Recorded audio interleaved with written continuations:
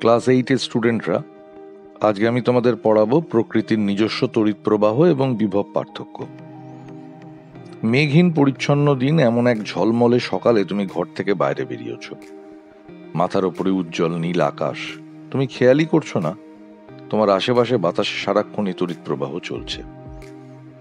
কেন কেউ বুঝতে পারে না তোমার চারপাশে ওপর থেকে নিচের দিকে বয়ে চলা এই তড়িৎ স্রোত খুবই সামান্য, মাপতে হলে সূক্ষ্ম যন্ত্র চাই। ভেবে দেখো, সারা পৃথিবী জুড়েই কিন্তু বাতাসে তড়িতের এই স্রোত বয়ে যায়। ভূপৃষ্ঠের সমগ্র ক্ষেত্রফল জুড়ে এই তড়িৎ প্রবাহের মোট পরিমাণ কিন্তু যথেষ্ট বেশি। একটা 100 ওয়াটের বাল্ব বাড়িতে জ্বালিয়ে রাখলে তার মধ্যে দিয়ে যতটা তড়িৎ প্রবাহ যায়, তার থেকে এই প্রাকৃতিক তড়িৎ প্রবাহের পরিমাণ প্রায় 4000 গুণ বেশি। কিন্তু এই তড়িৎ প্রবাহ হচ্ছে কেন? তবে কি ভূপৃষ্ঠ আর ওপরের আকাশের মধ্যে কোনো বিভব পার্থক্য আছে? এর আগের দিন যে পরীক্ষাগুলো আমরা করে দেখিয়েছি, এর আগের ভিডিওতে, যে ধাতুর পাত দুটোর কথা তোমাদের নিশ্চয়ই মনে পড়ছে। মোটামুটি ভাবে 50 কিলোমিটার ওপরের আকাশ আর ভূপৃষ্ঠের মধ্যে প্রায় 4 লক্ষ ভোল্ট বিভব পার্থক্য আছে। প্রায় 2,70,000 ড্রাই সেল পরপর যদি সাজিয়ে দেওয়া যায়, মানে একটা ড্রাই সেল ব্যাটারি যদি 1.5 ভোল্ট করে হয়, তাহলে 2,70,000 ড্রাই সেল ব্যাটারি যদি পরপর সাজিয়ে দেওয়া যায়, তাহলে তাদের দু প্রান্তের মধ্যে যে বিভব প্রভেদ হয়, সেইটাই হচ্ছে 50 কিলোমিটার ওপরের আকাশ আর ভূপৃষ্ঠের মধ্যে বিভব পার্থক্যের সমান। ওপরের আকাশ ও ভূপৃষ্ঠের মধ্যে বিভব পার্থক্য থাকার জন্যই তড়িৎ প্রবাহ হয়।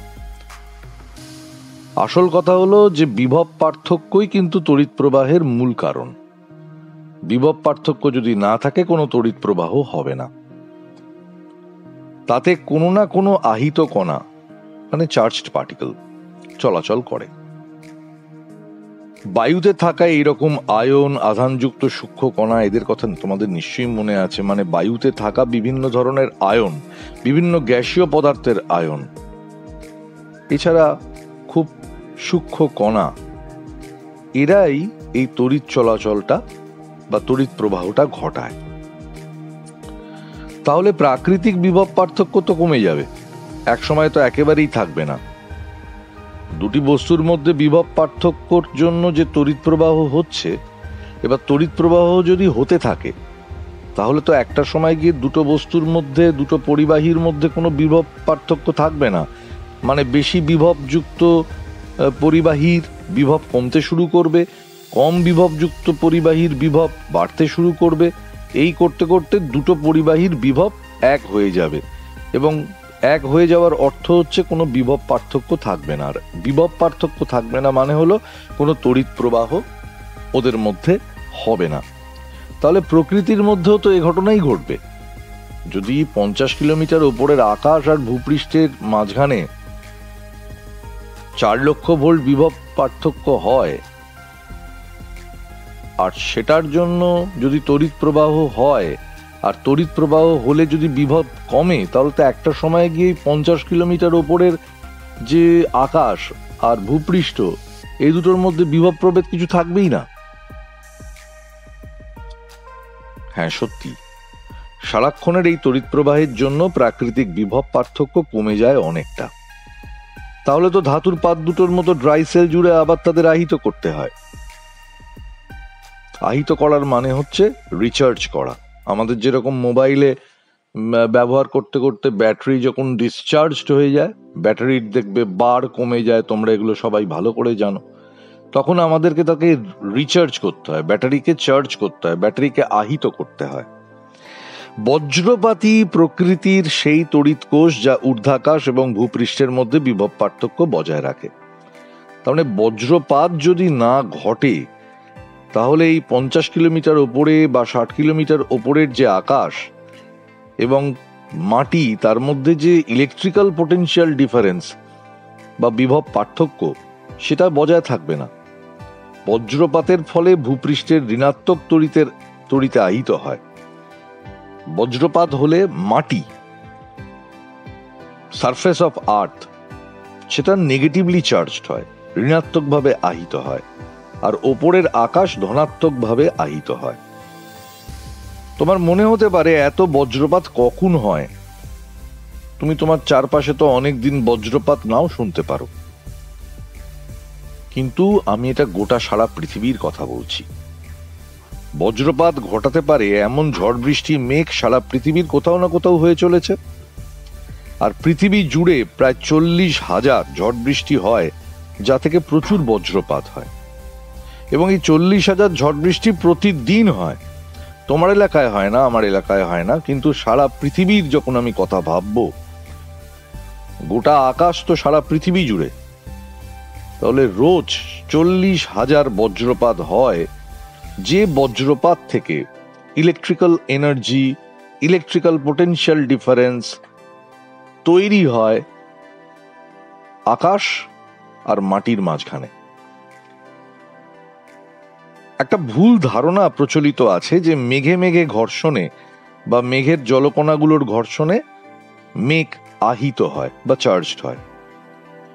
ঘর্ষণের ফলে স্থির তড়িৎ উৎপন্ন হয়, এ সঠিক তথ্যই এই ভুল ধারণার জন্য দায়ী। খেয়াল রাখতে হবে, ঘর্ষণে স্থির তড়িৎ তৈরি হয় ঠিকই, কিন্তু তা সবসময় দুটি ভিন্ন পদার্থের তৈরি বস্তুর ঘর্ষণে। এবার আমরা যেটা আলোচনা করব, বজ্র বিদ্যুতে ভরা ঝড়ের মেঘ। এই ধরনের মেঘ থেকেই সাধারণত বজ্রপাত সহ ঝড় বৃষ্টি হয়। অনেকটা অঞ্চল জুড়ে জলীয় বাষ্প ভরা বায়ু ওপরের দিকে উঠতে থাকে। তোমরা সবাই জানো যে বাষ্প মানে জলীয় বাষ্প, আর এমনি ড্রাই এয়ার মানে শুষ্ক বায়ু, এই দুটোর মধ্যে হালকাকে জলীয় বাষ্প, কারণ জলীয় বাষ্পের মধ্যে তাপ থাকে এবং সে কারণেই জলীয় বাষ্পের চাপ শুষ্ক বায়ুর চাপের থেকে কম হয়।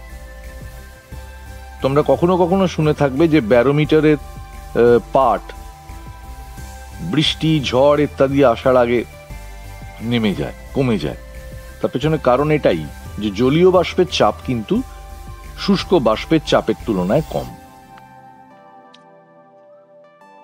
এবার অনেকটা অঞ্চল জুড়ে জলীয় বাষ্প ভরা বায়ু ওপরের দিকে উঠতে থাকে। ন্যাচারালি জলীয় বাষ্প ভরা বায়ু সে তো হালকা হবে, ওপরের দিকে উঠে যাবে। আশপাশ থেকেও বায়ু ওই অঞ্চলের দিকে আসে এবং ওপরের দিকে উঠতে থাকে। তার মানে চারপাশ থেকে বায়ু আসছে ওর ওই শূন্যস্থানটা পূরণ করার জন্য, এবং তারপর সেও আবার ওপরের দিকে উঠে যাচ্ছে। ওপরের বায়ুর উষ্ণতা ও চাপ কম। তুমি যত ওপরের দিকে যাবে তত তার টেম্পারেচার এবং প্রেসার এ দুটোই কমতে থাকবে। জলীয় বাষ্প ভরা বায়ু ওপরের দিকে উঠে ঠান্ডা হচ্ছে। যে টেম্পারেচার ও নিয়ে ওপরে উঠছে, ওপরে তো ঠান্ডা, তাহলে ও কি করছে? ঠান্ডা হয়ে যাচ্ছে। এর ফলে জলীয় বাষ্প জমে জলকণা তৈরি হচ্ছে। জলীয় বাষ্পকে যদি তুমি কন্ডেনসেশন হয়, তার যদি ঘনীভবন হয়, তার তাপমাত্রা যদি তুমি কমাও, তাহলে সেটা জলকণা বা ড্রপলেটে পরিণত হয়। বাষ্প জমে জল হলে লিন তাপ বেরিয়ে আসে। লিন তাপ কি তোমরা অবশ্যই পড়েছো ক্লাস 7-এ। অবস্থান্তরের সময় যে তাপ কাজে লাগে, হয় সেই তাপ গৃহীত হবে অথবা সেই তাপ বর্জিত হবে। এখন কোন অবস্থা থেকে কোন অবস্থায় তার অবস্থান্তর ঘটছে সেটার উপর নির্ভর করছে সে লিন তাপ গ্রহণ করবে না বর্জন করবে। এক্ষেত্রে আলোচনার বিষয়বস্তু হচ্ছে বাষ্প জমে জল হলে, মানে বাষ্প থেকে জল হচ্ছে, তার মানে সে লিন তাপ বর্জন করবে। আর সেই লিন তাপ যে বর্জন করছে, লিন তাপটা কোথায় যাচ্ছে? সে বেরিয়ে আসছে তাপটা। এই লিন তাপের প্রভাবে বাষ্প এবং জলকণা ভরা বায়ু আশেপাশের বায়ুর তুলনায় গরম এবং হালকা থাকে। এই জন্য এই বায়ু আরো উপরে উঠতে থাকে। যখনই তোমার আশেপাশের টেম্পারেচারের থেকে কোনো একটা বায়ুর টেম্পারেচার বেশি হবে, সে হালকা হবে এবং ওপরের দিকে উঠবে। এই কারণে ঝড়ের মেঘের উচ্চতা 12 থেকে 13 কিলোমিটার বা তারও বেশি হয়। ঝড় এর যে মেঘ উৎপন্ন হয় সেটা 12 থেকে 13 কিলোমিটার ওপরে উৎপন্ন হয়। এতটা ওপরের মেঘে জল জমে বরফের ছোট ছোট টুকরোও গঠিত হয়। কোনো একটা সময় জলকণাগুলো এতটা ভারী হয় যে মাধ্যাকর্ষণের টানে তা নিচের দিকে আসতে থাকে। বায়ুর ওপরের দিকের গতিও তখন ওই জলকণাগুলোর নিচে পড়া আটকাতে পারে না। মানে জলকণাগুলো ওয়েটি, সে ওপর থেকে নিচে পড়ছে, আর ততক্ষণ আবার এই প্রসেসটাও চলছে যে মাটির তলা মানে সারফেস অফ আর্থ থেকে গরম বায়ু ওপরের দিকে উঠছে, এই প্রসেসটাও চলছে। তাহলে এক ওপর থেকে জলকণাগুলো নামছে আর সাইমালটেনিয়াসলি নিচ থেকে গরম বায়ু ওপরের দিকে উঠছে। এই একটা মানে উভমুখী গতিবেগ ওখানে সৃষ্টি হয়। ততক্ষণে ঝড়ের মেঘের গঠন সম্পূর্ণ হয়েছে। একটা সময় বায়ুও হঠাৎ করে নিচে নামতে শুরু করে। এই রকম অবস্থায় ভূপৃষ্ঠে ঝড় বৃষ্টি শুরু হয়। ঝড়ে মেঘের এই ওপরে ওঠা এবং নিচে নামার সময়ই জলকণাগুলো তড়িৎগ্রস্ত হয়। অর্থাৎ একদিকে জলকণা আর একদিকে গরম বায়ু, এদের দুজনের মধ্যে যে ফ্রিকশনাল প্রসেসটা হচ্ছে, সেখান থেকেই কিন্তু এই তড়িৎগ্রস্ত অবস্থাটা তৈরি হচ্ছে। এই তড়িতাদান আসে কোথা থেকে? বায়ুতে আগে থেকেই যে বিভিন্ন ধরনের আহিত কণা রয়েছে সেগুলো জলকণার গায়ে জমে। সেই জলকণাগুলো নিচের দিকে নামছে। যে জলকণাগুলো নিচের দিকে নামছে সেগুলো সাধারণত ঋণাত্মক আধান তাতে সঞ্চিত থাকে, নেগেটিভ চার্জ। আর যে জলকণাগুলো ওপরের দিকে উঠছে সেগুলোতে পজিটিভ আধান থাকে। এর ফলে মেঘের নিচের দিকটা, bottom of the cloud, say negative হয়, আর টপ অফ দ্য ক্লাউড সেটা পজিটিভ হয়। অর্থাৎ মেঘের ওপরের দিকটা হয় পজিটিভলি চার্জ, মেঘের নিচের দিকটা হয় নেগেটিভলি চার্জ। ভূপৃষ্ঠ এবং ওপরের আকাশের মধ্যে বিভব পার্থক্য আছে, সেটা তো আমরা একদম প্রথমেই আলোচনা করছিলাম যে স্কাই এবং সারফেস অফ আর্থ, এদের দুজনের মধ্যে একটা পোটেনশিয়াল ডিফারেন্স রয়েছে সবসময়ের জন্য। এই জন্যই ভিন্ন আধানগুলো মেঘের মধ্যে দুটো আলাদা অঞ্চলে জমা হয়। Quite natural. সারফেস অফ আর্থের কাছাকাছি যে থাকবে সে ইনডিউসড হবে, সারফেস অফ আর্থের থেকে যে দূরে থাকবে সে অপোজিট, সে অন্যভাবে ইনডিউসড হবে। নিচের দিকে ঋণাত্মক তড়িৎগ্রস্ত মেঘ মাটির কিছুটা কাছে এলে আবেশের ফলে, আবেশ একটু আগে বলছিলাম ইনডিউসড ইন্ডাকশন, মাটিতে ধনাত্মক আধান জমা হয়। মানে মেঘের নিচটা ঋণাত্মক, তাহলে সে যদি সারফেস অফ আর্থের ক্লোজে আসে তাহলে সে তো আর্থকে পজিটিভলি ইনডিউস করবে। সাধারণ সময় মাটি সামান্য ঋণাত্মক তড়িৎগ্রস্ত, সাধারণ সময় গ্রাউন্ড, সারফেস অফ আর্থ, সেটা নেগেটিভলি চার্জড। কিন্তু মেঘের নিচের দিকটা প্রবলভাবে ঋণাত্মক তড়িৎগ্রস্ত হওয়ার জন্য আবেশের ফলে, ডিউ টু ইন্ডাকশন, মাটিতে কিছু ধনাত্মক আধান জমা হয়। মেঘ ও মাটির বিভব পার্থক্য খুব বেশি হলে অত্যন্ত বড় স্ফুলিঙ্গের আকারে ঋণাত্মক তড়িৎ আধান মেঘ থেকে মাটিতে চলে আসে। এর ফলে যে ক্ষণস্থায়ী কিন্তু প্রবল তড়িৎ প্রবাহ হয় তাতে বায়ু প্রচন্ড গরম হয়ে যায়। এই অতি বায়ুই আলো বিকিরণ করে। আমরা যে ফ্ল্যাশিং দেখি, আমরা যে বিদ্যুৎ স্ফুলিঙ্গ দেখি রাতের আকাশে দিনের বেলা, সেটা এই বায়ু গরম হয়ে যাওয়ার জন্য, এতটাই গরম যে সে আলো বিকিরণ করছে। এই প্রবল গরমে বাতাসে সাময়িক শূন্যতা সৃষ্টি হয়। হঠাৎ করে যদি কোথাও একটা প্রচন্ড গরম তৈরি হয়, সেই জায়গায় একটা ভ্যাকেন্সি তৈরি হয়, তার কারণ ওই জায়গাটার প্রেসার কমে যায়। আশেপাশের জায়গার যে প্রেসার তার তুলনায় ওর প্রেসার কমে যায়। এর ফলে এটা এত ফাস্ট হয়, এত দ্রুত গতিতে হয় যে একটা ভাইব্রেশন ডেভেলপ করে, একটা কম্পন তৈরি করে। এই কম্পনের জন্যই কিন্তু আমরা বজ্রপাতের শব্দ শুনতে পাই। বিভব পার্থক্য তৈরি হলে দুটো আলাদা মেঘের মধ্যে বজ্রপাত ঘটতে পারে, একই মেঘের বিভিন্ন অংশের মধ্যেও বজ্রপাত ঘটতে পারে। এবার বজ্রপাতের ক্ষতি থেকে রেহাই পাবো কিভাবে? বজ্রপাতের ফলে আমাদের সম্পদ নষ্ট হতে পারে, জীবনহানি ঘটতে পারে। এই জন্য আমাদের সাবধান হওয়া জরুরি।